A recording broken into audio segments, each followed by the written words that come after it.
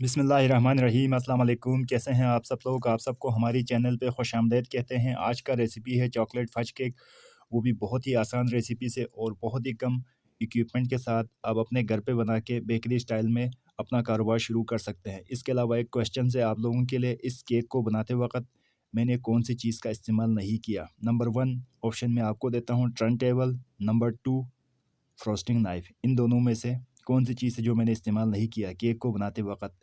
تو بنا time waste کیے ہم چلتے ہیں سیدھا اپنے ریسیپی کی طرف۔ جی ہاں، سب سے پہلے نمبر پہ ہمیں چاہیے ہوگا دودھ ہے ہمارے پاس 1 کپ، سیکنڈ نمبر پہ شوگر ہے ہمارے پاس 1 کپ، کوکو پاؤڈر ہے ہمارے پاس 1/4 کپ، کوکنگ آئل ہے ہمارے پاس 1/2 کپ، میدا ہے ہمارے پاس 1 کپ، اس میں 1/4 ٹی اسپون بیکنگ پاؤڈر اور بیکنگ سوڈا ایڈ ہے۔ اس کے علاوہ لاسٹ میں ہمیں چاہیے انڈے 1 عدد۔ آئے ہم میتھڈ کی طرف چلتے ہیں۔ سب سے پہلے آپ نے ایک ڈرائی باؤل لے لیا اور دودھ کو اس ڈرائی باؤل میں ڈالنا ہے۔ اس کے علاوہ چینی کو بھی ڈرائی باؤل میں ڈالنا ہے۔ ڈالنے کے بعد اچھی طرح دونوں کو مکس کرنا ہے تاکہ شوگر آپ کا دودھ کے اندر ڈیزول ہو جائے۔ جب یہ دونوں ڈیزول ہو جائے، اس کنڈیشن میں آ جائے، اس کے بعد آپ نے آئل ایڈ کرنا ہے اور ساتھ ہی انڈے بھی ایڈ کرنا ہے۔ ٹھیک ہے جی، ہم نے آئل بھی ڈال دیا، انڈا بھی ڈال دیا۔ ڈالنے کے بعد اچھی طرح اس کو بیٹ کرنا ہے تاکہ سب چیزیں مکس ہو جائے۔ اس کے بعد ہم نے جتنے بھی ڈرائی انگریڈینٹس ہیں سب کو مکس کر کے سویپ کر کے رکھا ہوا تھا، اس کو ڈالیں گے۔ ڈرائی انگریڈینٹس ڈالنے کے بعد اگین اس کو اچھی طرح مکس کرنا ہے تاکہ میدے کے لمس ختم ہو جائے۔ ٹھیک ہے جی۔ اچھا، اگر آپ کیک پین میں بنا رہے ہیں تو پہلے سے گریس کرنا ہے۔ میں پتیلی میں بنا رہا ہوں، میں نے پہلے سے پتیلی کو گریس کیا اور نیچے بٹر پیپر لگایا ہوا ہے۔ ٹھیک ہے جی، سارے بیٹر کو میں نے پتیلی میں ڈال دیا۔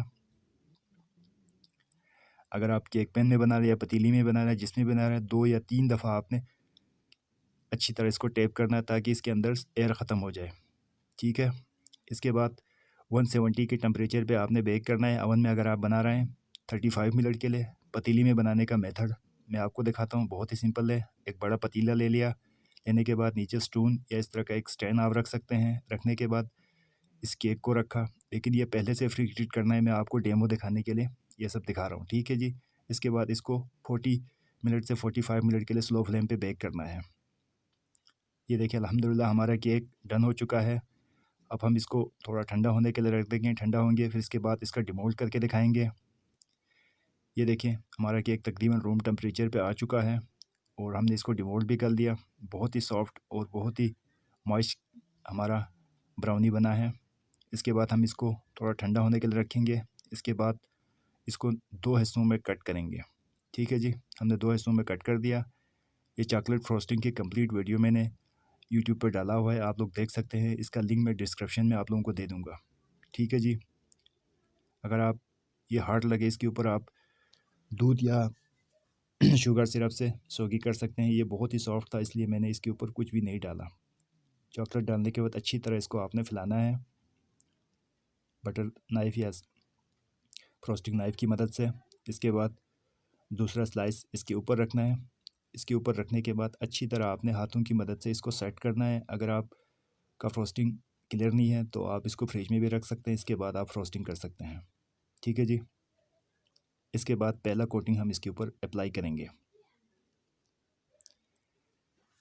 اس کے بعد سب سے پہلے آپ نے سائٹوں سے اچھی طرح اس کو کور کرنا ہے۔ اس کے بعد ٹاپ سے بھی آپ نے کور کرنا ہے۔ ویڈیو بہت ہی لمبی ہو رہی تھی، اس لیے میں نے اس کو تھوڑا فارورڈ کر کے جلدی جلدی کر دیا، لیکن جب آپ بنائیں گے تو آپ آرام آرام سے بنائیے گا۔ ٹھیک ہے جی، یہ دیکھیں یہ تقریباً ہمارا پہلا کوٹنگ کمپلیٹ ہو چکا ہے۔ پہلا کوٹنگ کمپلیٹ ہونے کے بعد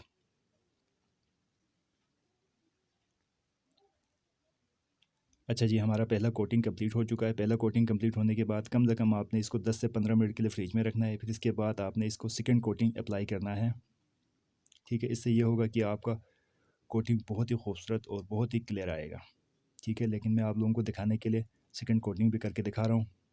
ٹھیک ہے جی، بہت ہی آرام سے اور کیئرفلی آپ نے کرنا ہے۔ اس کوٹنگ کو بھی ہم نے بہت ہی زیادہ فارورڈ کر دیا تاکہ ویڈیو ہماری لمبی نہ ہو جائے۔ ٹھیک ہے جی، یہ ہمارا سیکنڈ کوٹنگ بھی کمپلیٹ ہو چکا ہے، آپ دیکھ سکتے ہیں۔ پھر اس کے بعد آپ اس کو فریج میں بھی رکھ سکتے ہیں۔ اس کے بعد جو ریمیننگ ہمارے پاس جو فرش تھا بچا ہوا، اس کو میں نے ڈبل بوائلر پہ گرم کیا۔ گرم کرنے کے بعد اس کو گلیز کے طور پر میں یوز کروں گا۔ ٹھیک ہے جی، کیک کے ٹاپ پہ آپ نے لگانا ہے آرام سے۔ کیک کے ٹاپ پہ لگانے کے بعد نائف کی مدد سے اس کو آپ نے چاروں طرف گھمانا ہے تاکہ پورا کیک آپ کا گلیز سے کور ہو جائے۔ ٹھیک ہے جی، چاروں طرف گھمانے کے بعد سائٹوں پہ بھی اگر آپ کا گلیز نہیں آیا تو آپ اس کو 2 یا 3 دفعہ ٹیپ بھی کر سکتے ہیں۔ اس کے علاوہ آپ نائف کی مدد سے چاروں طرف اس کو گھمائیں تاکہ آپ کا گلیز کیک کے سائٹوں پہ بھی اچھی طرح کور ہو جائے۔ ٹھیک ہے جی، آپ دیکھ سکتے ہیں یہ ہمارا سائٹیں بھی بالکل شائنی شائنی سا گلیز آ چکا ہے۔ اب اس کو ٹھنڈا ہونے کے لیے رکھیں گے، پھر اس کے بعد اس کے اوپر ہم اسٹینسل گارنش کریں گے۔ ٹھیک ہے جی، فرش کیک آپ جب بھی بنائیں اس کو وقفہ دینا ضروری ہوتا ہے کیونکہ فرش بہت ہی رنی ہوتا ہے، اس وجہ سے پہلا کوٹنگ کیا پھر اس کے بعد بھی رہ دیا۔ اب ہم اس کے اوپر اسٹینسل گارنش کریں گے۔ ٹھیک ہے جی۔